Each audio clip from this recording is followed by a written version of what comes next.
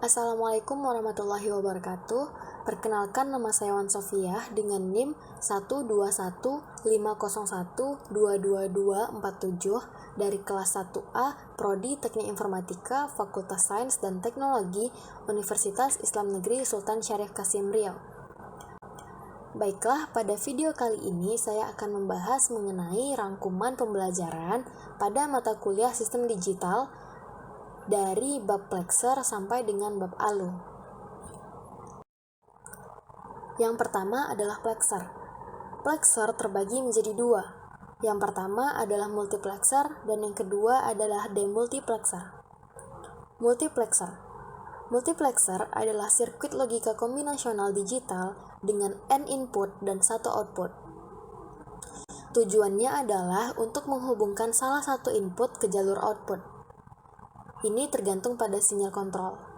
Nah, pada dasarnya ini beralih dari antara satu dari banyak jalur input dan menghubungkannya satu persatu ke output. Ini memutuskan jalur input mana yang harus diganti menggunakan sinyal kontrol. Nah, secara fisik, multiplexer ini memiliki N pin input, 1 pin output, dan pin kontrol M. N sama dengan 2 pangkat M. Kita bisa merujuk ke multiplexer dengan istilah MUX dan MPX juga. Karena pekerjaan multiplexer ini adalah memilih salah satu input, data, dan mengirimkannya ke output. Itu juga dikenal dengan istilah pemilih data. Selanjutnya adalah 3 cara utama membangun multiplexer. Cara yang pertama adalah multiplexer digital terdiri dari gerbang logika. Yang kedua adalah multiplexer analog dibuat menggunakan transistor. Yang ketiga adalah multiplexer sebagai saklar mekanis yang dikenal sebagai saklar putar, dibuat menggunakan poros yang berputar. Multiplexer sendiri bertindak seperti saklar multiposisi yang dikontrol secara digital, di mana kode biner yang diterapkan pada input pilih mengontrol input data yang akan dialihkan ke output. Nah, tadi kan plexer terbagi dua. Yang pertama adalah multiplexer yang sudah kita bahas sebelumnya, dan sekarang adalah yang kedua yaitu demultiplexer. Demultiplexer adalah sirkuit logika kombinasional yang melakukan fungsi yang berlawanan dengan multiplexer. Hubungan antara jumlah jalur keluaran dan jumlah jalur pilih sama dengan multiplexer, yaitu N sama dengan 2 pangkat M. Ini bergantung pada nilai nomor biner yang dibentuk oleh jalur pilih. Oke, next. Materi selanjutnya adalah rangkaian sekuensial. Pada rangkaian logika sekuensial, keadaan keluaran selain ditentukan oleh keadaan masukan, juga ditentukan oleh keadaan keluaran sebelumnya. Hal ini menunjukkan bahwa rangkaian logika sekuensial harus mempunyai memori atau kemampuan untuk menyimpan informasi. Rangkaian dasar yang dapat dipakai untuk membentuk rangkaian logika sekuensial adalah latch dan flip-flop yang dilengkapi dengan masukan clock, sedangkan pada latch tidak. Flip-flop hanya akan bekerja pada saat transisi pulsa clock dari tinggi ke rendah atau dari rendah ke tinggi. Ini tergantung dari jenis clock yang digunakan. Nah, transisi pulsa clock dari rendah ke tinggi itu disebut transisi positif, sedangkan transisi dari tinggi ke rendah itu disebut dengan transisi negatif. Lalu ada juga cara counter yang terdiri dari beberapa flip-flop yang dimanipulasi sedemikian rupa sehingga pulsa yang dihitung sesuai dengan rancangan. Nah, sekarang saya akan membahas lebih rinci mengenai flip-flop. Flip-flop adalah rangkaian elektronika yang mempunyai 2 kondisi stabil yang bisa digunakan untuk menyimpan suatu informasi. Pengaplikasian rangkaian flip-flop menggunakan teori gerbang logika yang mempunyai sifat multivibrator bistabil. Disebut multivibrator bistabil karena kedua tingkat tegangan keluaran dan multivibrator stabil hanya akan mengubah kondisi tingkatan tegangan keluarannya jika terjadi suatu pemicunya atau trigger. Flip-flop mempunyai 2 output dan salah satunya adalah komplement output yang lain. Sejarahnya, flip-flop pertama kali ditemukan oleh dua orang ilmuwan ahli fisika Inggris yang bernama William Eccles dan F.W. Jordan, sekitar pada tahun 1918. Rangkaian ini merupakan dasar dari penyimpanan data memori dan smartphone ataupun komputer. Selain itu, flip-flop juga bisa digunakan sebagai penghitung detak dan juga penyinkronisasi input pada sinyal waktu variabel beberapa sinyal waktu. Pada umumnya, rangkaian flip-flop dibagi menjadi beberapa jenis, yaitu SR flip-flop, D flip-flop, JK flip-flop, dan T flip-flop. Yang pertama adalah SR flip-flop. SR merupakan singkatan dari set dan reset. Sesuai dengan namanya, rangkaian ini terdiri dari dua input yaitu S dan R. Selain itu juga terdapat dua output atau keluaran yaitu key dan key accent. Rangkaian ini biasanya terbuat dari dua gerbang logika yaitu NOR atau NAND. Selain itu terdapat pula SR flip-flop yang menggunakan gabungan dari dua gerbang logika tadi, yaitu gabungan dari gerbang logika NOR dan gerbang logika NAND. Yang kedua adalah D flip-flop. D flip-flop pada dasarnya ialah modifikasi dari SR flip-flop, namun ditambahkan gerbang logika NOT atau inverter dari input S ke input R. Nah, beda dengan SR flip-flop, rangkaian D flip-flop ini hanya memiliki satu input yaitu D, sedangkan yang SR tadi terdapat dua input yaitu S dan R. Flip-flop yang ketiga adalah JK flip-flop. JK flip-flop merupakan pengembangan dari SR flip-flop dan yang paling sering kita gunakan. JK flip-flop mempunyai 3 terminal input yaitu J, K, dan CL. Jenis flip-flop yang keempat adalah T flip-flop. T flip-flop merupakan bentuk yang lebih simpel dari JK flip-flop. Kedua input J dan K yang dihubungkan kemudian sering disebut dengan single JK flip-flop. Single JK flip-flop. Oke. Materi selanjutnya yang akan saya bahas di sini adalah memori. Memori merupakan istilah generik yang merujuk pada media penyimpanan data sementara pada komputer. Memori berfungsi sebagai tempat penyimpanan informasi yang harus diatur dan dijaga sebaik-baiknya. Memori biasanya disebut juga dengan istilah computer storage dan computer memory. Memori merupakan bagian yang sangat penting dalam komputer modern dan letaknya di dalam CPU, yaitu Central Processing Unit. Pengertian menurut istilah memori biasanya merujuk pada media atau tempat untuk menyimpan data, yang dapat dikatakan bahwa memori merupakan perangkat keras yang khas digunakan untuk menyimpan data atau informasi yang dan dapat dibaca atau diambil kembali saat diperlukan.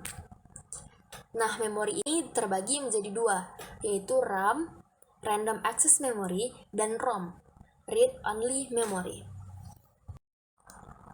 Pembagian memori yang pertama adalah Random Access Memory atau RAM.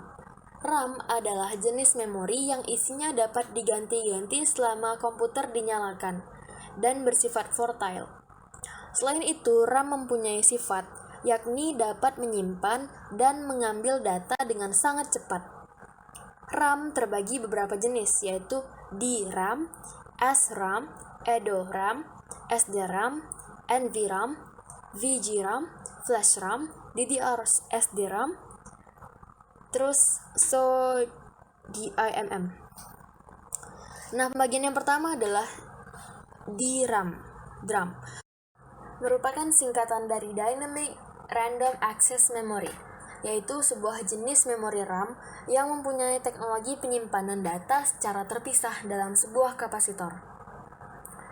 Jenis yang kedua adalah SRAM, merupakan singkatan dari Static Random Access Memory, yaitu sebuah jenis RAM yang didesain dengan tidak menggunakan kapasitor, sehingga tidak memerlukan penyegaran secara berkala.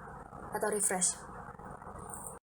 Next, jenis yang ketiga adalah EDORAM, merupakan singkatan dari Extended Data Out Random Access Memory, yaitu sebuah jenis memori RAM dengan teknologi penyimpanan dan pengambilan data yang bisa dilakukan bersama-sama, sehingga kemampuan membaca dan menulisnya lebih cepat. Jenis yang keempat adalah SDRAM. SDRAM merupakan singkatan dari Synchronous Dynamic Random Access Memory, yaitu sebuah jenis memori RAM yang mempunyai kapasitas kecil, yaitu hanya sekitar 16 MB sampai dengan 1 GB.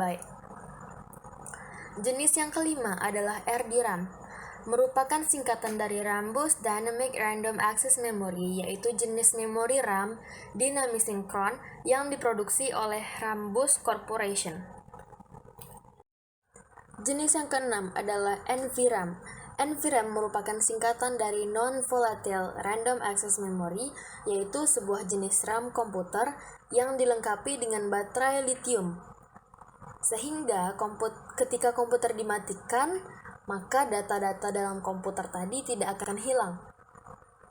Jenis yang ketujuh adalah VGRAM, merupakan singkatan dari Video Graphic Random Access Memory, yaitu jenis memori komputer yang dikhususkan untuk video adapter.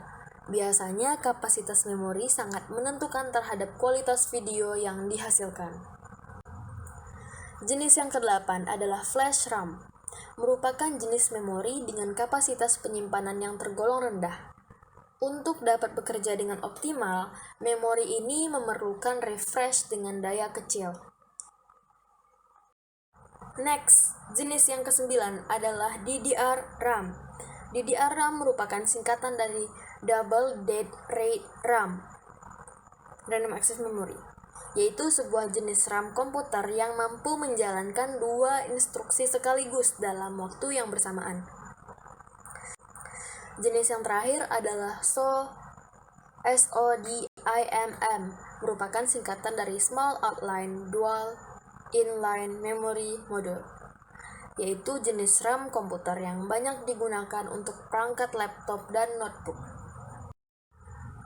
Memori tadi udah saya jelaskan yang bagian RAM. Selanjutnya adalah bagian ROM, yaitu Read Only Memory.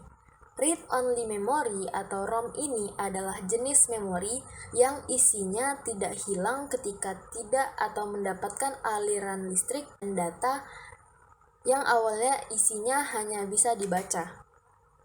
ROM pada komputer disediakan oleh vendor komputer yang berisi program atau data. Di dalam PC, ROM biasa disebut BIOS atau Basic Input or Output System atau ROM BIOS.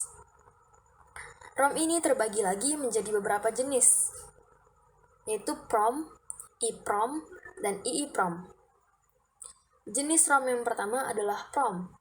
PROM merupakan singkatan dari Programmable Read Only Memory, yaitu chip yang bisa menyimpan data namun tidak bisa dihapus lagi atau bersifat permanen. Jenis yang kedua adalah EEPROM. EEPROM adalah singkatan dari Erasable Programmable Read Only Memory, yang mana isinya dapat dihapus setelah diprogram. Jenis memori ROM yang terakhir adalah EEPROM. EEPROM merupakan singkatan dari Electrically Erasable Programmable Read Only Memory, di mana EEPROM dapat menyimpan data secara permanen, tetapi isinya masih bisa dihapus secara elektris melalui program. Bab terakhir yang akan kita bahas adalah Arithmetic Logical Unit atau ALU. ALU adalah salah satu bagian atau komponen dalam sistem komputer yang berfungsi melakukan operasi atau perhitungan aritmatika dan logika. Contoh operasi aritmatika adalah operasi penjumlahan dan pengurangan, sedangkan contoh operasi logika adalah logika AND dan logika NOR atau OR atau yang lainnya. ALU bekerja bersama-sama memori, di mana hasil dari perhitungan di dalam ALU nanti akan disimpan ke dalam memori. Perhitungan dalam ALU menggunakan kode biner yang mempresentasikan instruksi yang akan dieksekusi atau opcode. Dan data yang diolah operan. ALU biasanya menggunakan sistem bilangan biner two's complement. ALU mendapat data dari register, kemudian data tersebut diproses dan hasilnya akan disimpan dalam register sendiri, yaitu ALU output register, sebelum disimpan dalam memori. ALU juga bertugas membentuk fungsi-fungsi pengolahan data komputer. ALU ini sering disebut sebagai mesin bahasa atau language machine karena mengerjakan instruksi-instruksi bahasa mesin yang diberikan. Tugas lain dari ALU adalah melakukan keputusan dari operasi sesuai dengan instruksi program, yaitu operasi logika atau logical operation. Operasi logika meliputi perbandingan dua buah elemen logika dengan menggunakan operator logika.